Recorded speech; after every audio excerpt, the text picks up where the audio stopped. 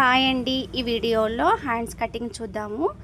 ఈ హ్యాండ్స్కి నేను కింద హెమ్మింగ్ అయితే పెడుతున్నాను. హెమ్మింగ్ అనేది నేను స్కేల్ మందం మార్జిన్ పెట్టుకొని లైన్ డ్రా చేశాను. ఇప్పుడు మనం మార్కింగ్ ఎంత పెట్టామో అంత నేను హెమ్మింగ్కి అయితే మలిపేస్తాను.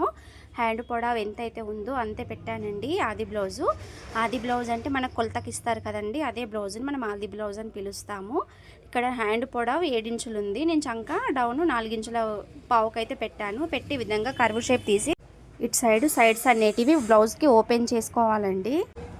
హ్యాండ్స్ అనేవి ఓపెన్ చేసుకోవాలండి. ఓపెన్ చేసుకున్న తర్వాత షోల్డర్ దగ్గర కచక పెట్టుకుంటాం కదా, కచక నుండి 1 ఇంచ్కి ఒక మార్కింగ్, చంక చివర నుండి 1.5 ఇంచులకు ఒక మార్కింగ్ పెట్టి ఆ 2 మార్కింగ్లను కలిపి పట్టుకొని మిడిల్లో కచక పెట్టుకోవాలండి. ఇక్కడ మనకు మిడిల్ పార్ట్ ఏదైతే ఉందో అక్కడ 1/2 ఇంచ్ వచ్చేలాగా, ఇదిగోండి చూడండి, మీకోసం నేను టేప్తో చూపిస్తాను. 1/2 ఇంచ్ వచ్చేలాగా కర్వ్ అనేది తీయాలి.